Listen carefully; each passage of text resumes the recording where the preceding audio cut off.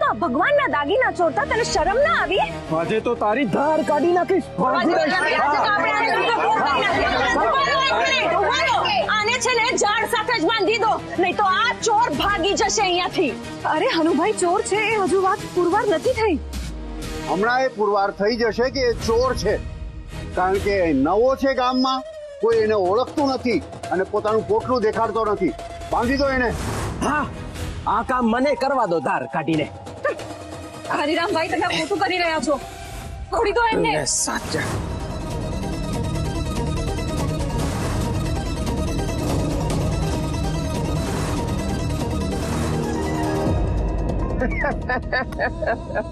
બાંધી દીધા ને તાર કાઢીને.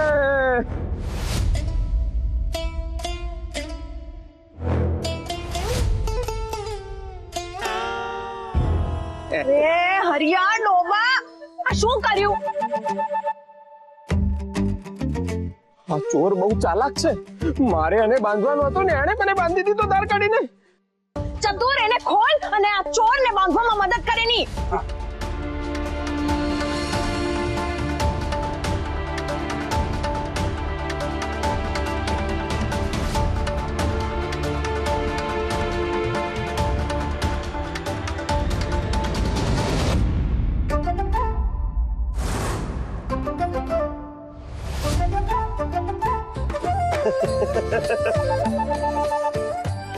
આ તો હું જ બંધાઈ ગયો. અરે જોવે છે શું? ખોલ મને. હા ખોલ.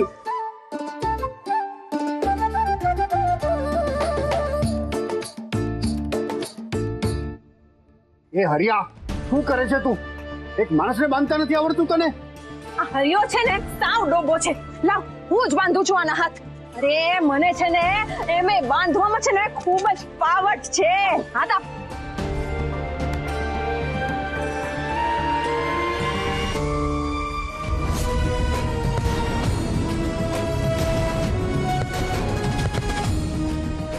અરે આ શું કરો છો તમે? બસ આ શું કરો છો તમે?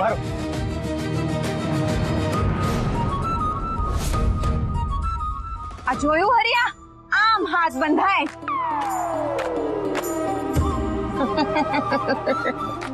કોણ બંધાઈ ગયું ધાર કાઢીને? આ કોઈ સાધારણ ચોર નથી લાગતો, બહુ જ રીઢો ચોર છે. હાથ ચાલાકી તો જુઓ આની. જોયું ગંગાબા? આ રીઢો ચોર છે, હાથ ચાલાકી કરે છે, છટકી જાય છે, કોઈની પકડમાં નથી આવતો. હવે તમારે એનો હાથ બાંધવો પડશે. ના, હું નહીં બાંધું. જો તમે આ ન્યાય પ્રક્રિયામાં સાથ નહીં આપો તો આખું ગામ જાણી જશે કે આ તમારો સાથી છે અને તમે એની પાસેથી ચોરી કરાવી.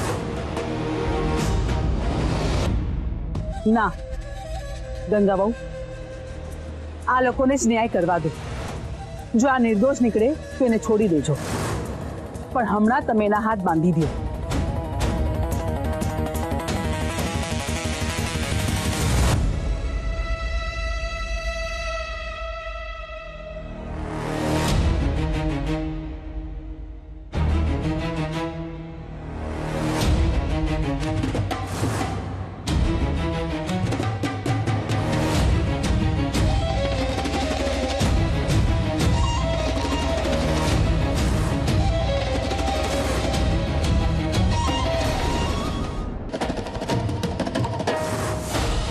બોલો ગંગાબા, શું કેવું છે હવે આ ચોરની બાબતમાં? જે જે વસ્તુઓની ચોરી થઈ છે એની યાદી છે. એ બધી ભેટ આ ગામવાળાઓએ જ આપી છે અને એ લોકોની ધાર્મિક લાગણી દુભાઈ રહી છે. હરિરામભાઈ, હા, તમે મને નોંધણી લઈ આપો ને, અને નોંધ કરી આપો કે કોણે કોણે શું વસ્તુ ભેટમાં આપી હતી. હા.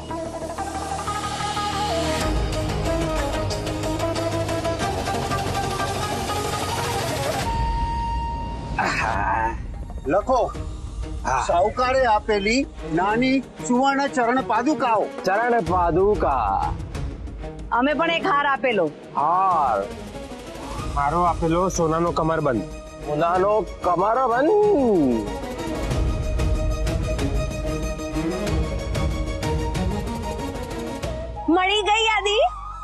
હવે જઈને આનું પોટલું લઈ આવો. બધા મુદ્દા માલ એમાંથી જ મળશે. હા, મંગાવો પોટલું. ગોરધનભાઈ લઈ આવો. ઓહ, અમે લોકો તો અહીંયા મૂર્ખા છીએ ને. અરે આ ગોરધન તો તમારો જ ચમચો છે. એ તો આખું પોટલું ખાલી કરીને આવશે. ગોરધન નહીં, હરિરામ તું જઈને લઈ આવજા. ના ના હો મામી, હરિયો ચોર નીકળો અને બધાય દાગીના ઓલા પોટલામાં સંતાડી દીધા તો પછી બિચારા હનુભાઈનો વાક આવે ને, એટલે હરિયો નહીં. ભલે, એક સેવક ગંગાબાનો અને એક સેવક જમકુબાનો, બંને જાઓ. બસ. લે પકડ જતું. જો આ ચોરીમાં આ હનુ અને ગંગાબાની સંડોવણી નીકળી ને, તો હું તો કહું છું કે પેલું મંદિરની બહાર જે 7 નિયમોનું પાટિયું લાગ્યું છે ને, એ બાળી જ નાખજો. નિયમ તો સારા છે ને મામી. શું ધૂળ સારા છે? ગમે તે પરિસ્થિતિમાં સત્ય જ બોલવાનું. ભગવાન જુઠ્ઠું ન બોલાવે. એટલે મારું તો નિયમ જ છે સત્ય બોલવાનો. પણ ઘણા લોકોએ જીવ ગુમાવવાનો વારો આવ્યો છે આ સત્યના લીધે. એ ભગવાન જુઠ્ઠું ન બોલાવે, પણ આ નાનું મોટું તો ચાલ્યા કરે. હવે લો ગંગાબા જો.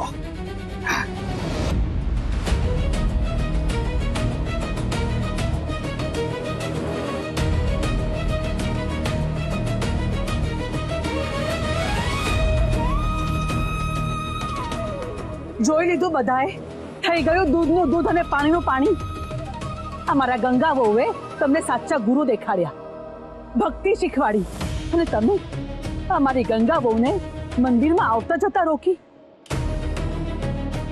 હવે શું કહેશો? આ છોકરો તો ચોર નીકળ્યો નહીં.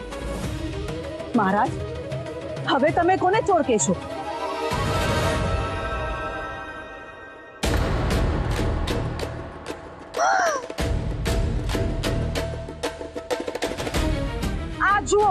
આ જુઓ, ભગવાન જુઠ્ઠું ન બોલાવે, પણ આ માળા છે ને ચીસો પાડી પાડીને કહી રહી છે કે આ બંને આ ચોરીના પુરાવા છુપાવવાના પૂરેપૂરા પ્રયાસ કર્યા, પણ આ માળાને લીધે બધો જ ભેદ ખુલી ગયો છે.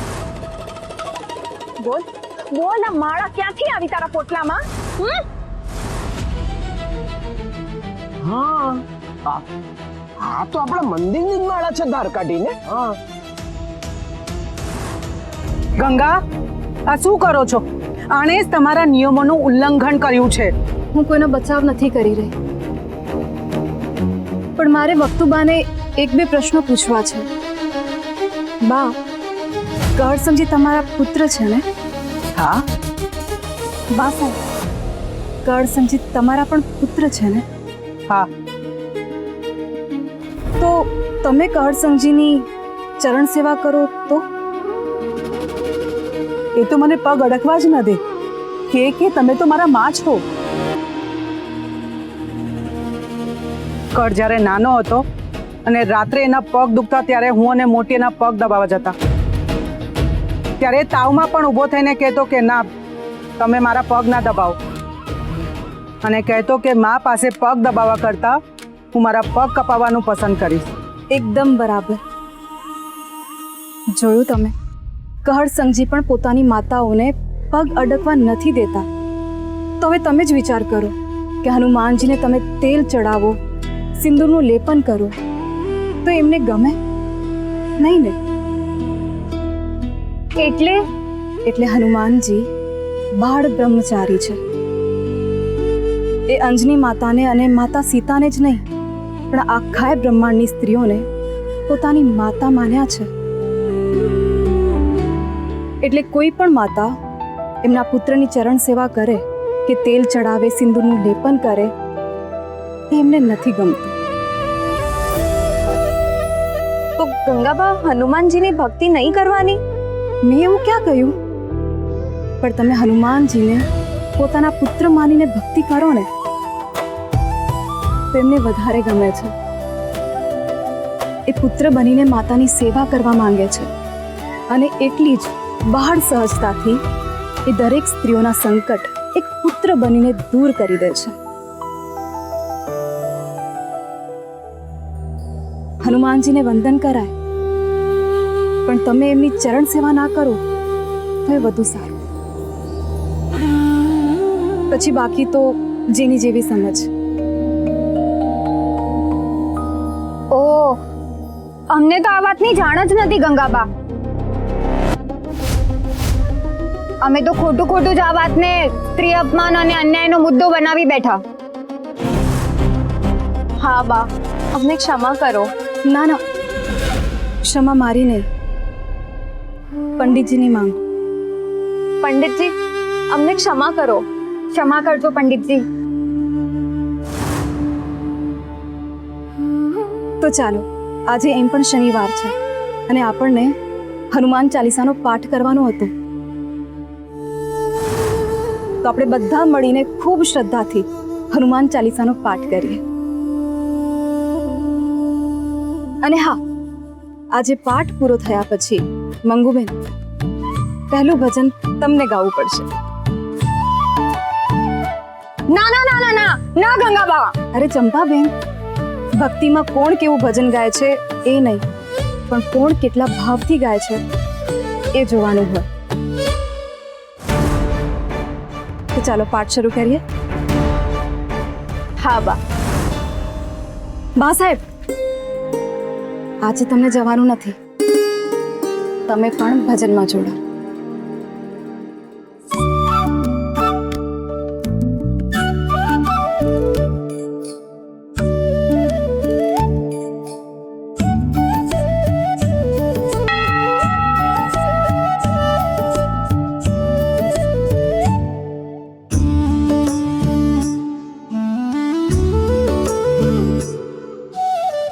જય શ્રી રામ. ભક્તિમાં થતા આવા વાદ વિવાદ પણ એક જાતની પ્રભુ ભક્તિ જ છે. આ ચંપાબેન અને મંગુબેનને ઓછું આવ્યું કે એમને હનુમાનજીને તેલ ચડાવવા ના આપ્યું. આ પણ તો એક પ્રભુની ભક્તિ જ છે ને. આવા પ્રભુ સાથેના રીસામણાથી જ પ્રભુને એવું લાગે કે હા, મારો ભક્ત ખરેખર મને ખૂબ જ પ્રેમ કરે છે. માતૃવત પરદ્રવ્યેષુ લોષ્ઠવત આત્મવત સર્વભૂતેષુ ય પશ્યતિ સ પંડિતઃ. એટલે દરેક પારકી સ્ત્રીને પોતાની માતા સમાન, દરેક પારકા દ્રવ્યને માટીના ઢેફા સમાન અને દરેક જીવોને પોતાના પરિવાર સમાન ગણવાની આપણા ધર્મની આ ભાવનાને નમસ્કાર. હનુમાનજીની ભક્તિ અને સમર્પણ વિશેની વાર્તાઓ આપણે આગળ કરતા રહીશું. જય શ્રી રામ.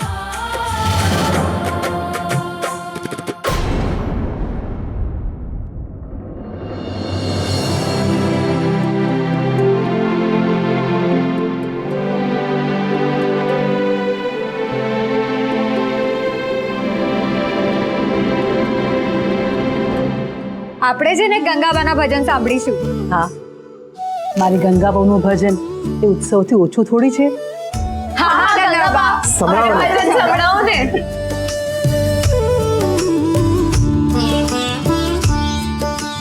આવો.